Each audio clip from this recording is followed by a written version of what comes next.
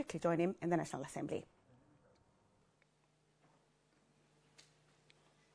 It is designed to boost economic growth and job creation in key sectors such as infrastructure development, energy, tourism, manufacturing, agriculture, the green economy, and mining. The program will also improve the delivery of services by government and, in particular, revitalize distressed areas such as mining towns and local service delivery hotspots.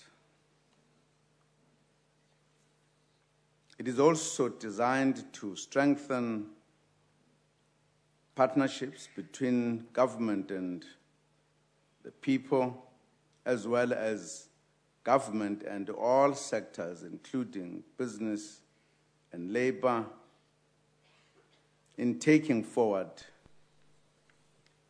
the transformation. Honorable Karim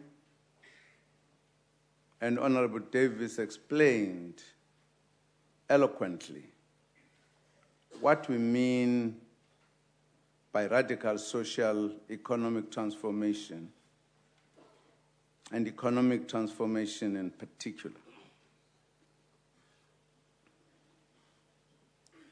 We have placed a growth target of 5% by 2019 and will do everything to move towards that goal. We need to change the structure of the economy. We are employment, creating growth, and we can achieve all these goals with focus and determination. Honorable Sisulu reminded us the house of the services delivered by government to our people in the past few years and the remarkable progress made in a short space of time. From houses to water, electricity, social assistance, and other services, life gets better for more people. We will build on that progress to take the country forward. Work will now begin in earnest to ensure the implementation of the work outlined. Honorable Godi warned us about the need to bridge the gap between policy and implementation, and on the need to ensure quality and timely services. Indeed, and timely service, indeed, we are changing our approach. We will use planning to solve problems that delay implementation. We will next month launch an adoption of the big fast results methodology that we have been discussing with the government of Malaysia, as indicated by Minister Khader. The methodology involves setting clear targets and following up with ongoing monitoring of progress and making the results public.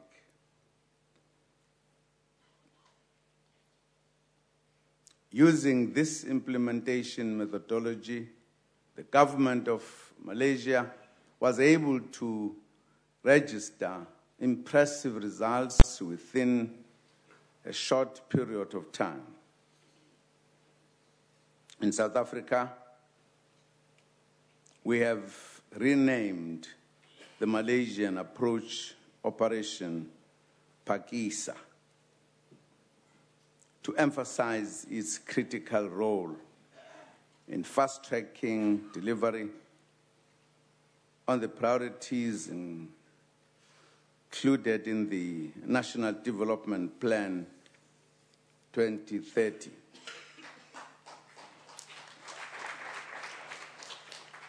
The first implementation of Operation Pakisa will be led by the Department of Environmental Affairs. It will focus on unlocking the economic potential of South Africa's oceans, which are estimated to have the potential to contribute up to 177 billion rand to GDP by 2033, compared to 54 billion rand in 2010.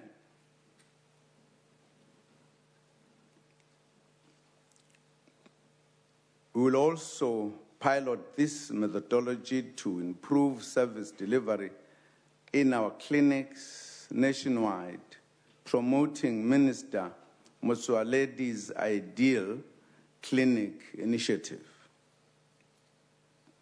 We want to find methods that work, that will deliver results, and we believe Operation Pakisa may provide the key.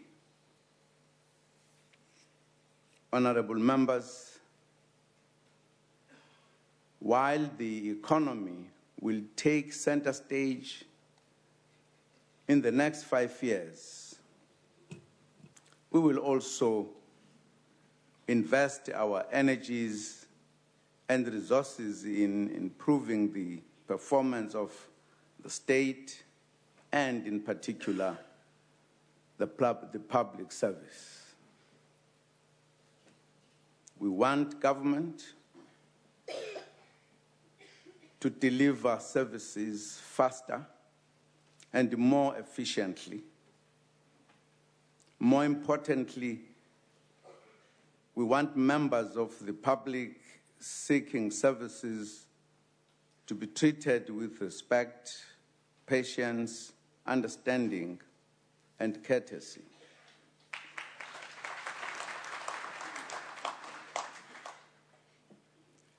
The Batopili program will thus be revitalized this term, accompanied by the promotion of the new public service charter under the leadership of the Public Service and Administration Department. We also intend to ensure that all levels of this administration treat complaints management as a priority issue so that we can achieve the goal of being a government that is accessible and responsive to citizens.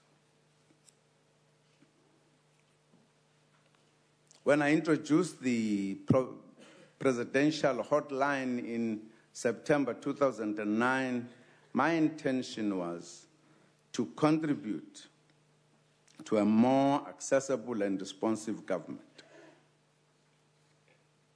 To date, more than 190,000 citizens have lodged complaints and queries through this system. The overwhelming response from citizens to this initiative has been positive. The provincial hotline, the presidential hotline has also contributed to government understanding how important it is to have well-functioning and responsive complaint system. To further encourage performance, the Department of Performance Monitoring and Evaluation in the Presidency will continue to conduct unannounced visits to service delivery sites in order to monitor indicators such as queue management and waiting times, dignified treatment, cleanliness, and comfort. The focus is on facilities where the public is directly served, such as Home Affairs offices, South African Social Security Agency offices, police stations, health facilities, driver's license centers, municipal consumer care centers, schools, and courts. I must point out as well that many departments are already improving services on their own. The Department of Health has established an office on health standards compliance to help us improve patient care and has trained and recruited inspectors as outlined by Minister Mswaledi.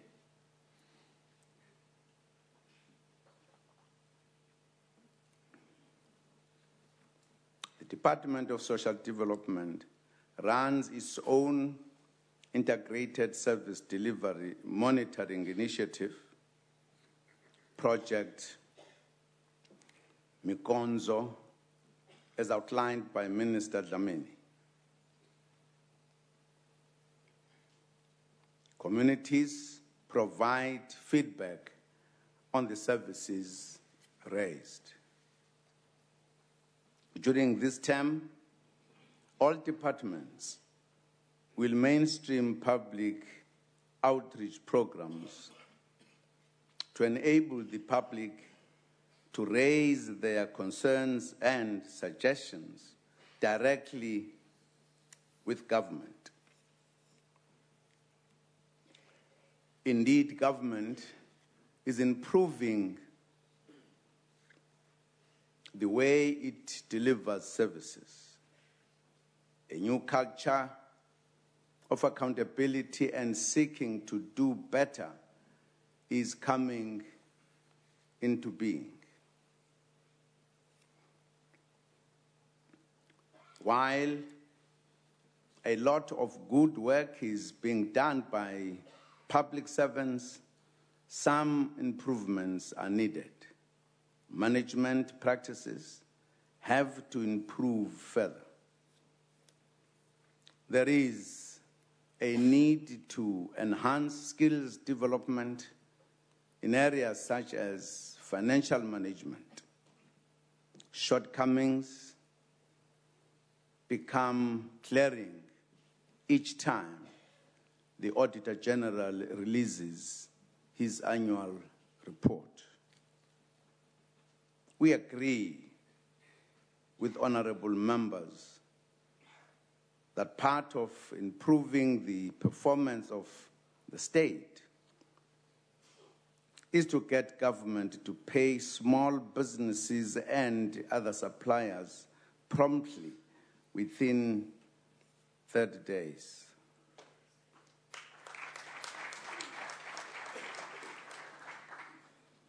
National Treasury and the Department of Performance Monitoring and Evaluation have put in place a system to monitor the payment of suppliers within 30 days by national and provincial departments. There will now be more emphasis on assisting departments with large numbers of invoices that are paid late. This will draw on case studies of the best performing departments. Honorable members, the emphasis on radical social economic transformation necessitates that we develop the necessary skills. The infrastructure and industrialization programs require more artisans, engineers, and other skilled professionals. Honorable Manana outlined in detail the skills development program of government, including the Decade of the Artisan campaign aimed at meeting the target of producing 30,000 artisans by 2030. We urge the private sector to join government and offer entrepreneurship in this initiative in line with the Youth Employment Accord. Honorable Mokhalapa questioned the statement that we open one school a week in the Eastern Cape. This has actually been a very successful and exciting campaign.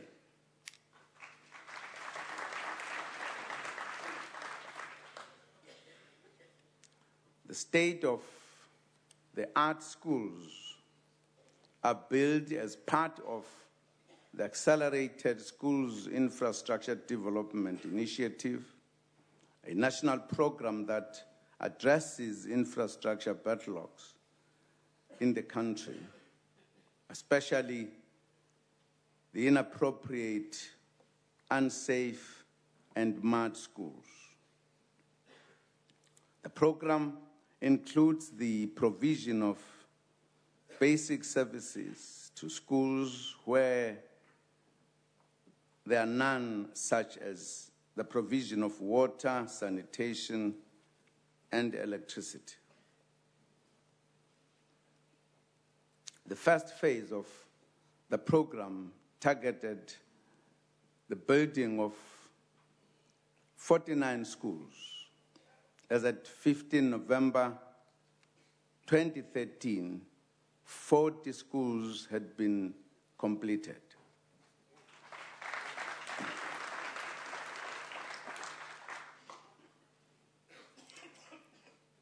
The first school completed, Mtatiswa Primary in the Bode district, was officially handed over by the President to the community in October 2012. The program to hand over the Asidi School per week to communities in the Eastern Cape was thereafter launched by the Minister of Basic Education in July 2013. Since then, various ministers, premiers, deputy ministers, and MECs have been deployed to hand over the beautiful new schools to communities.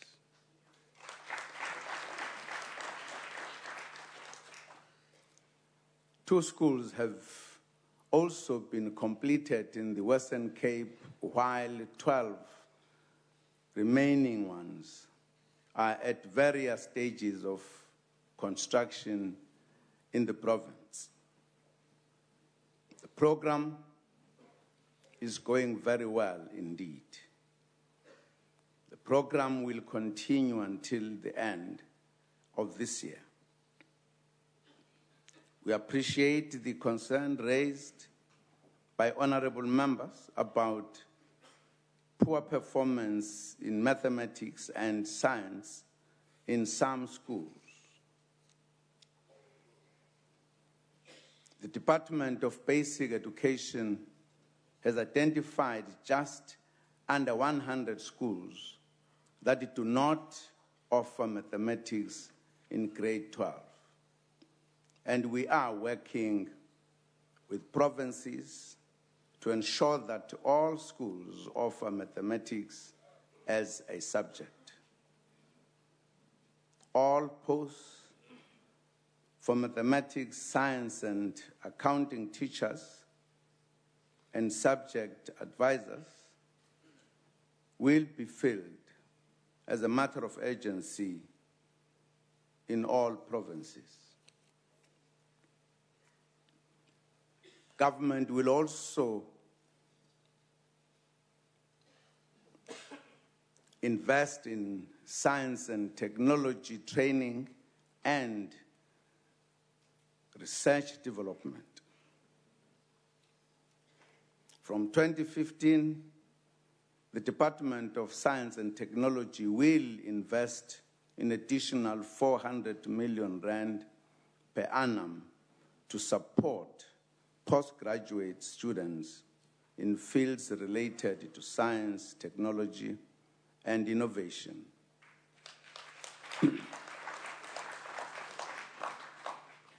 To guide and build a human capital development pipeline towards a doctoral qualifications.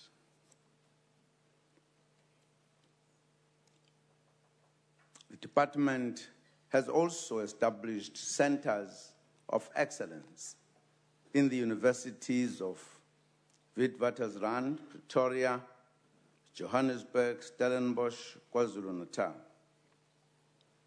The centers focus on areas that will assist government to address several priority areas, including mining, child development, food security, energy, and evidence-based decision-making.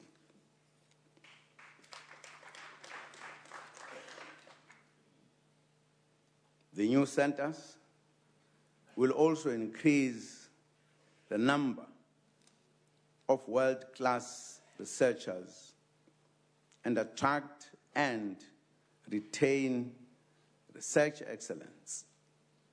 We invest 140 million rand per annum in this program.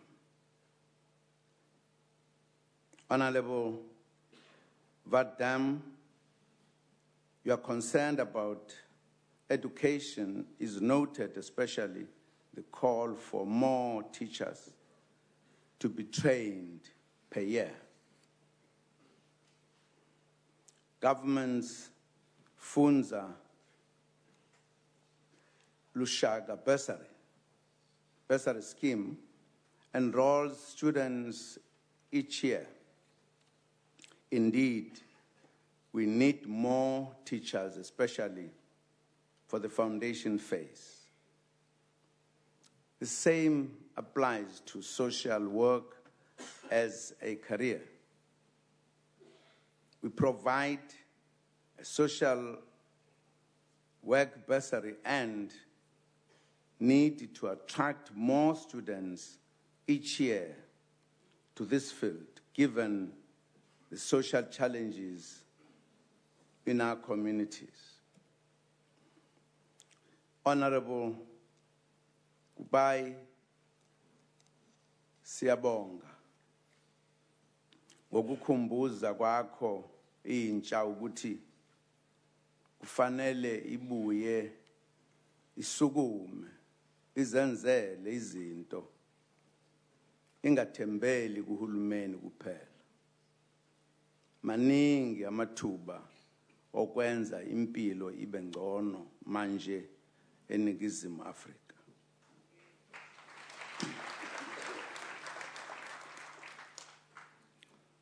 Honorable members, we agree with Honorable Councillor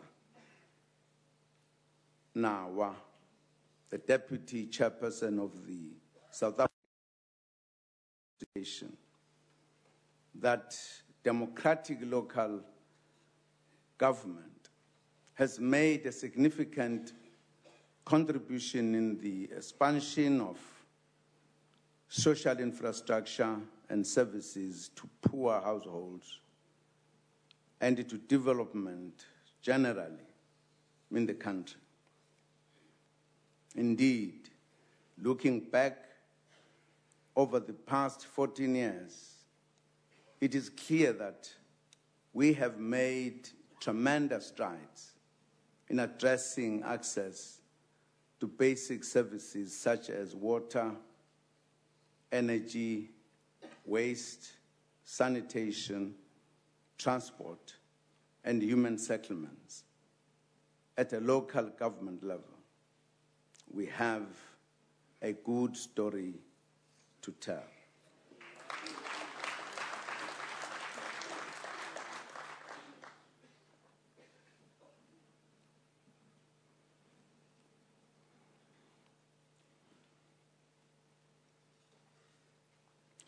Honorable Mshwe,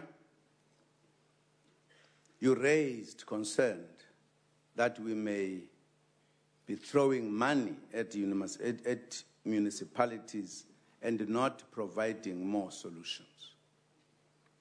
Indeed, more support than just money will be provided. Tangible technical support will include assisting municipalities to prepare cash-backed budgets.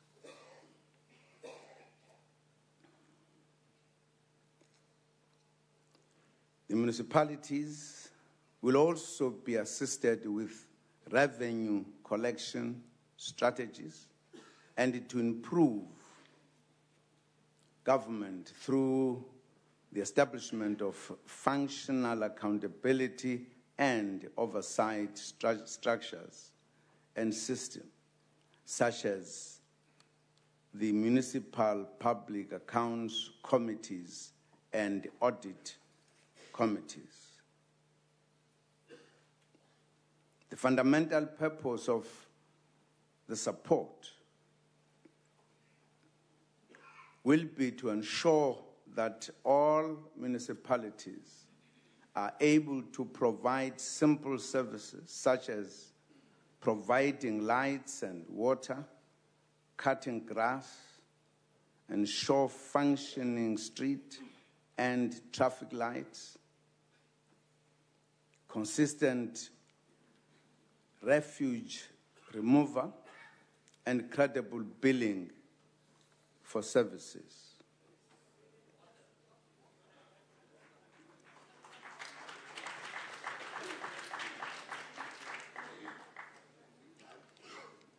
Honorable Olomisa, we agree with you on the importance of appointing people with the correct technical skills to municipalities, which is something that SALGA is also committed to. Honorable Dreyer referred to a tender board in the presidency. The office of the Chief Procurement Officer is actually located in the National Treasury.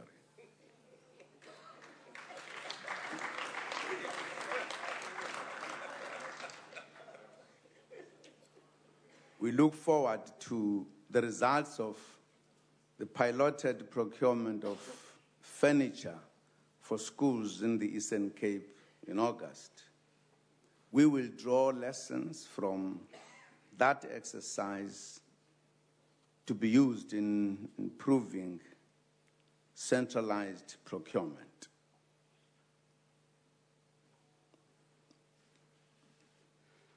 We welcome the comment from Deputy Minister Magwaza Msibi that central procurement may lead to bottlenecks and unintended consequences of delays in decision-making and implementation.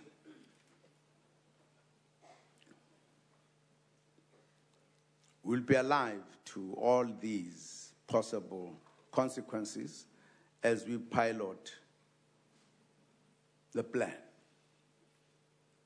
I think what must be borne in mind is that we have introduced this because we are dealing with one problem, and we'll have to solve the problem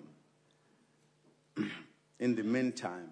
And of course, we'll be certainly watching what could be the developments that could hamper the progress to what we are doing.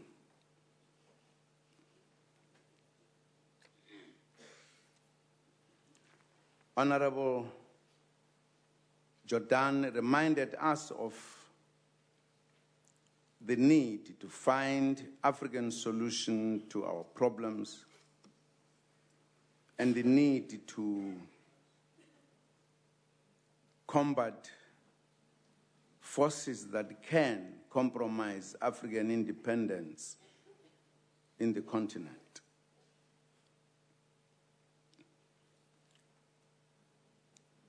As the African Union meets next week, we will certainly fight for Africa to create stronger institutions to solve its security problems, in particular. For an example, an African stand by force.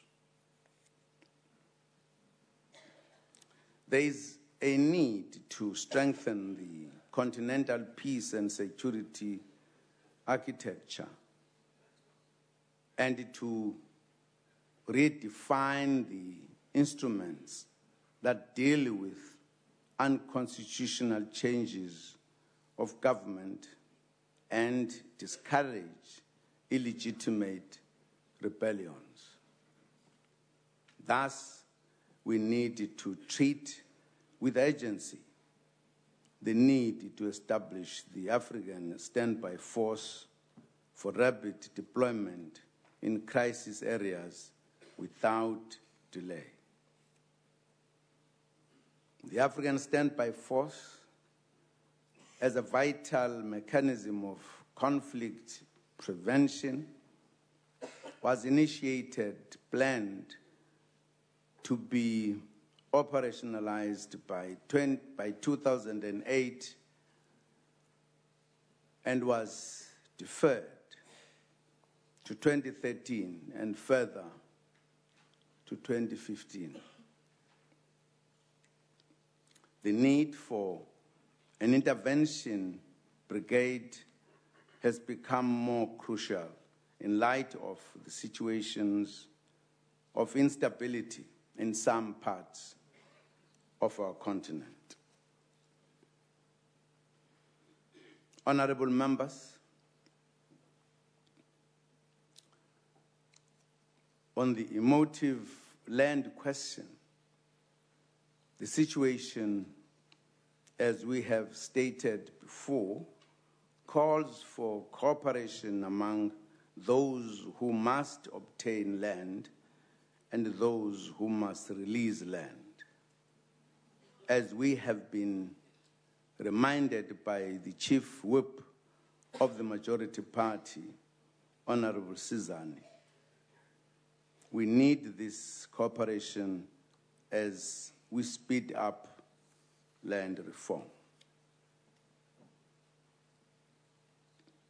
Honorable members, our program of action is a call for all of us to put South Africa first and do what is best of our country and for the future. Our people have elected us so that we can lead them to a prosperous future. The National Development Plan outlines the future we want: a society free of poverty, inequality, and unemployment. That society is achievable if we work together.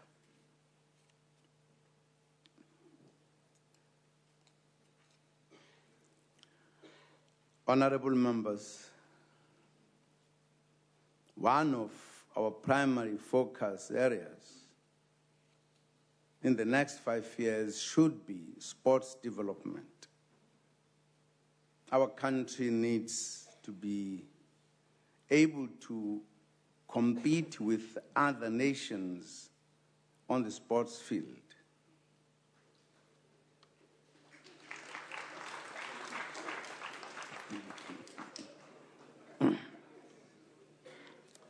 Our sports stars of the future will emerge from schools. We must therefore invest in school sports.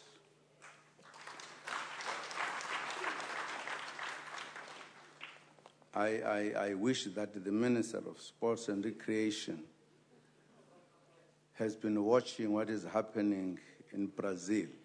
The standard is very high. As a result, no one can predict who is going to win the World Cup.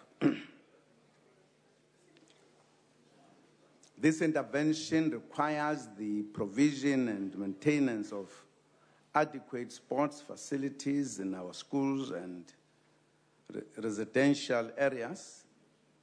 I trust that honorable members will also encourage their constituencies to organize sporting events, leagues, and championships, and build more united and cohesive communities.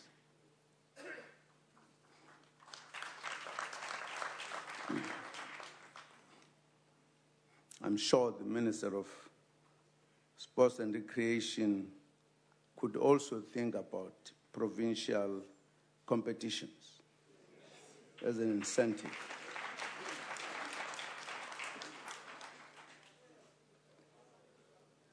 As part of the empowerment of women and the girl child in sport, government has also launched the National Netball Premier League.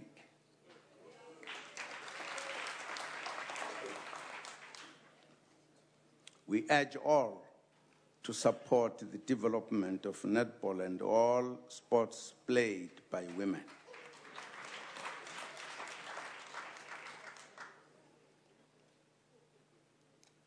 Honorable members, on a sad note, may I take this opportunity to extend our deepest condolences to the family of Metro FM radio presenter, Mr. Eddie Zondi, who passed away this week.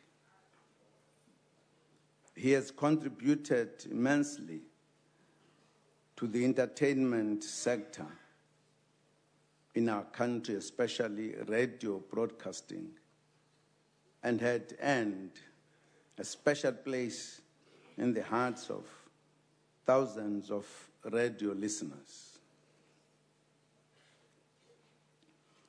Rest in peace, Ndodan. Let me once again thank you all for participating in the State of the Nation Address debate.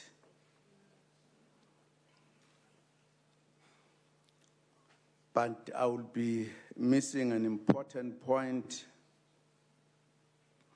if I do not remind colleagues who made the contribution that in the final analysis do not assist the country to go forward.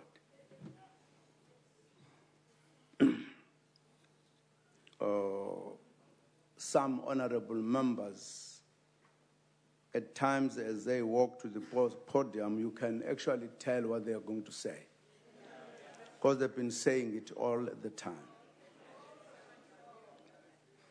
What we need is a debate that enriches the ideas, that helps us to push our country forward.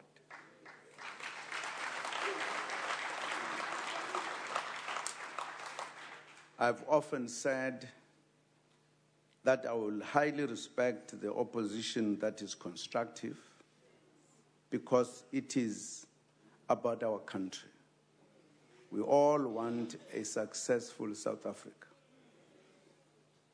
We might differ in the routes to reach the destination. Others may be traveling on water, others on footpaths, others on roads, others on airways, and therefore others might reach there first, others will reach there long after others have reached. But the reality, the destination is one.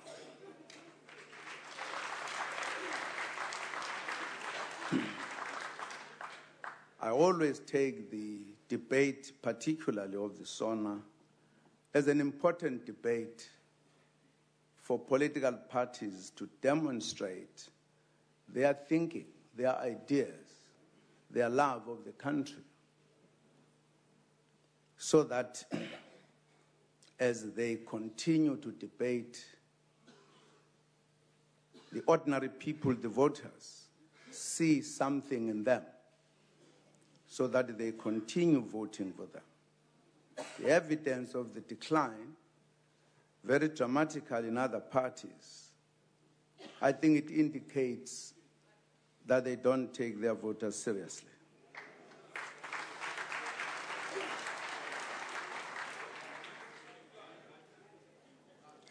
We are about South Africa in the main. The fact that we belong in different parties is because we choose different methods and ideas of reaching there. But we are about South Africa. And I would like to appeal that as we continue the debates, we must indeed be seen by the country that we all love our country, that we don't want to deal with one another as individuals, because that reduces the debate of the country to individual debates. It doesn't help, in my view. And I think our voters watch this program, and they know who are those who are keen to see South Africa succeeding, not only because it is their parties, but because we want our people to gain by changing the quality of lives. And I would really like to appeal, once again, I have appealed before, that let us have the debate that will actually help us move forward.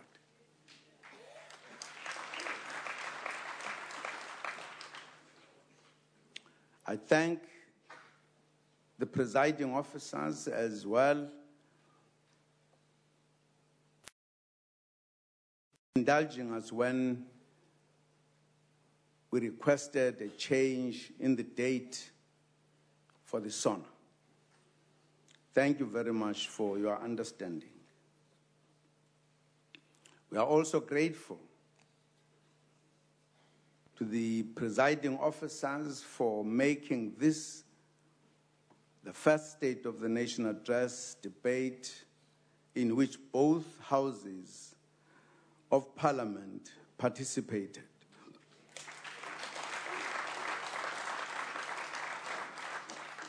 This is highly appreciated. It completed the meaning of us calling such a sitting a joint sitting. Into enhle nengoma emandi yaphindwa. Sengathi ningenze njalo. Nibatetele aba bethu abadebate ngalena NCOP singababoni. Ke sibabona apha kuba badebate njanina. Ewe. Realebuka ho bayesu.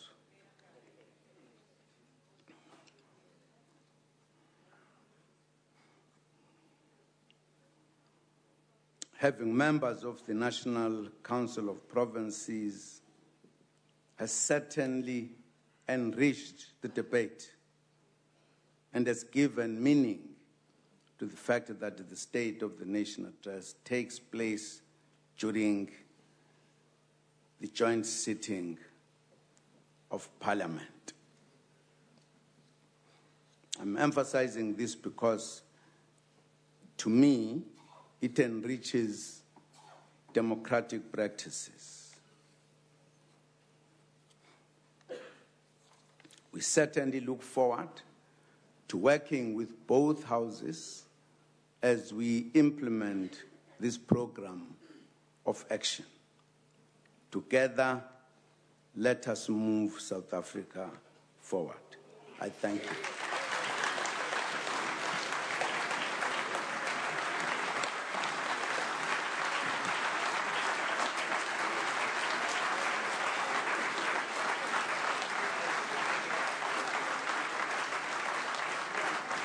That was the President's reply to the debate on the State of the Nation address.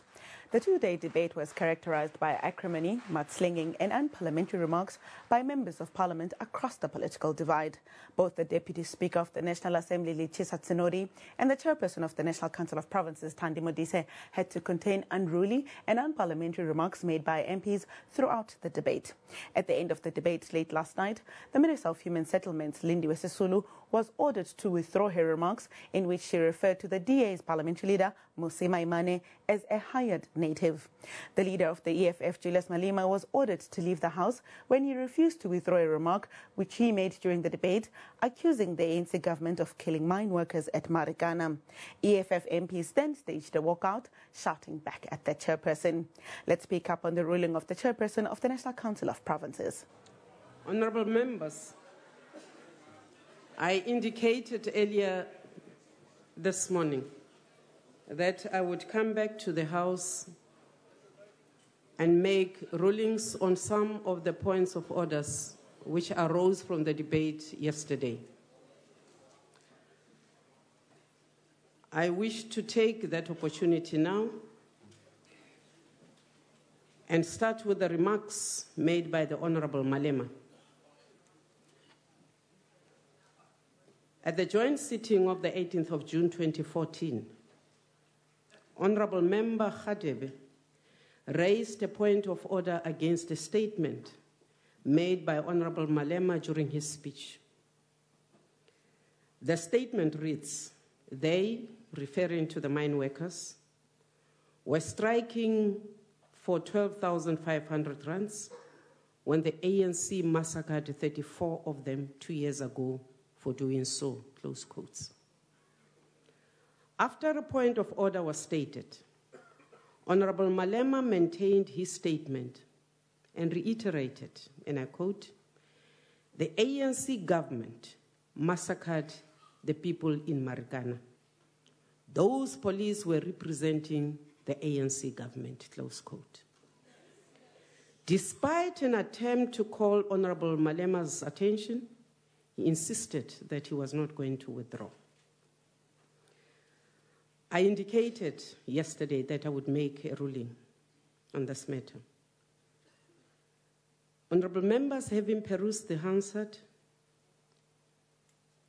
I have arrived at the conclusion that the statement made by the Honourable Malema are unparliamentary and do not accord with the decorum of this House. Although members enjoy freedom of speech during the proceedings of this House, this freedom is subject to limitations imposed by the Constitution and the joint rules. The statements made by Honorable Malema suggest that the government, which is made up of members of this House, deliberately decided to massacre the people of Marikana. This does not only impute improper motives to those members of the House, but it also accuses them of murder. Secondly, I must also indicate that there is a commission set up by the President to inquire into this matter, and that commission has not yet made any findings. It is therefore undesirable to make statements which will second-guess the outcomes of that commission. I want to further remind honorable members of this House that a ruling made by an officer presiding is final. Statements like, "I am not going to withdraw," sounds contemptuous and also challenging to the authority of the officer presiding. Having said that, honorable members, I request the Honorable Malema to withdraw his statements which said the ANC government massacred the people in Marikana. Honorable Malema. Chair, when police reduce crime, you come here and say the ANC has reduced crime. And when police kill people, you don't want us to come here and say the ANC government has killed people. That is inconsistent, Honorable Malema. Honorable Chair. Honorable Malema, the instruction to you is withdraw the I statement won't do that. you made. I'm sorry, I won't do that. I will ask you again, Honorable Malema, withdraw that statement. I maintain the ANC government killed people in Marikana. You leave me no choice but to ask you to leave the House. No. You murdered people in Marikana. You kill people and You are the premier there. Madras. Honorable members, You are Madras. leave the House. and you were the premier. You were the when premier they that time. died. You You were the Leave You the are the House. premier when people were killed. You are the premier, Tand. Yes, I was the premier. Mercenaries. Leave the House. You murdered people in The sergeant Marikana. of arms, make sure that the door is closed. All the people who are against murder must leave. Murderers.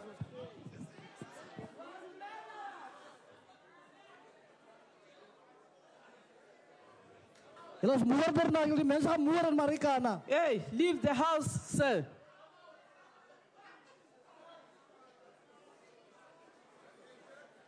Order, members.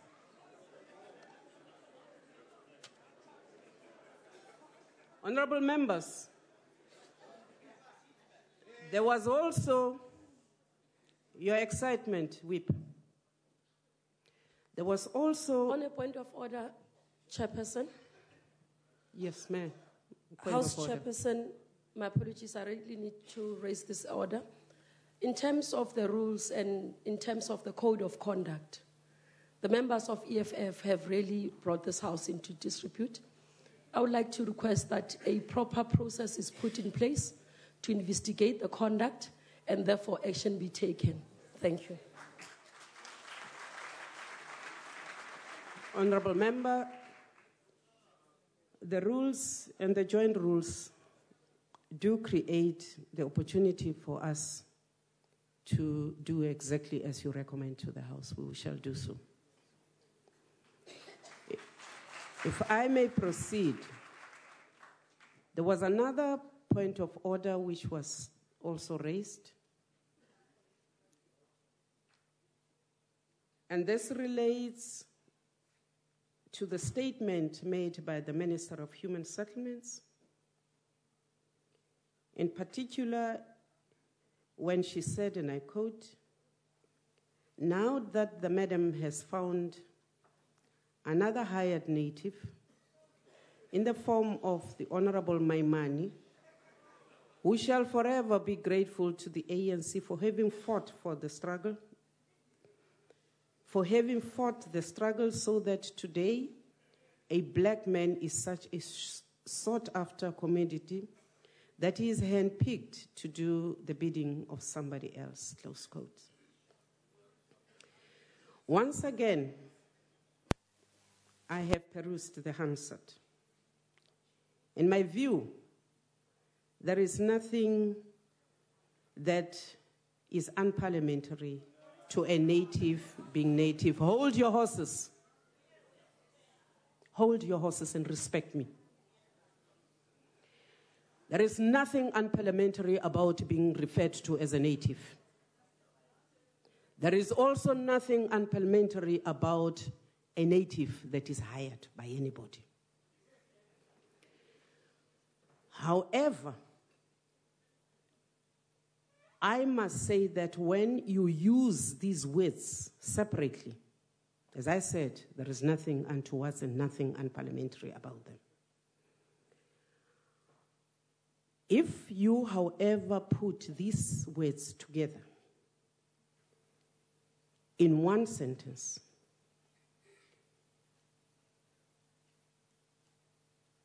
the context that you get in the same sentence as the minister put them are offensive and may perpetuate stereotypes that the natives are always for hire. I therefore request the Minister for Human Settlements to withdraw the remarks she made yesterday. I withdraw. Thank you, Minister.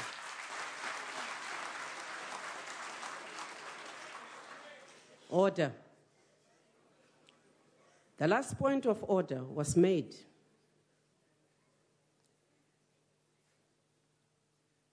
The Honorable Waters,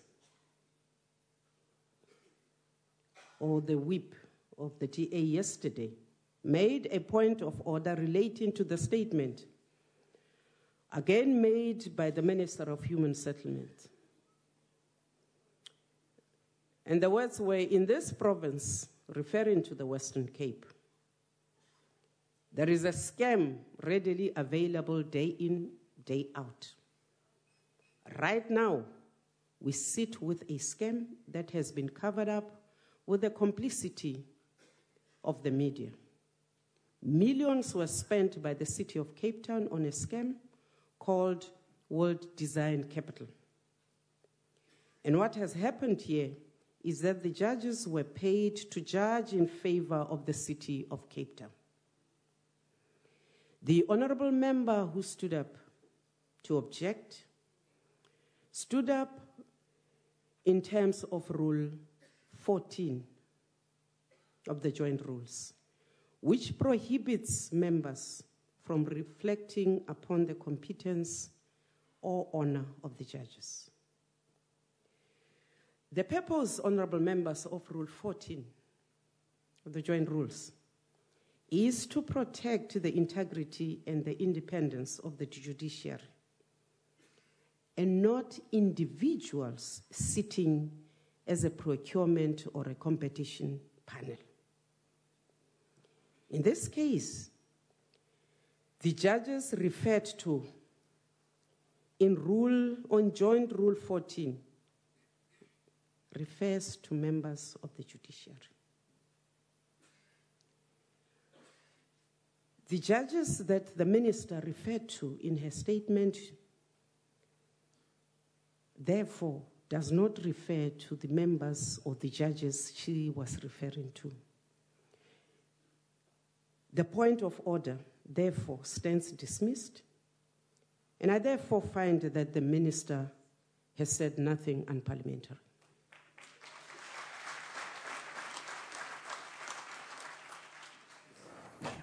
Well, that's all we have time for right now. Let's go back to Johannesburg.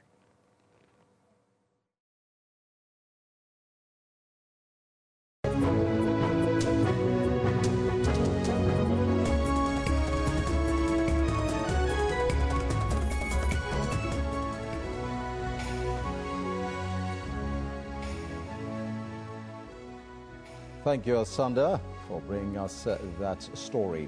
It is now 2 minutes past 11 Central Africa time on this Thursday, the 19th of June, 2014.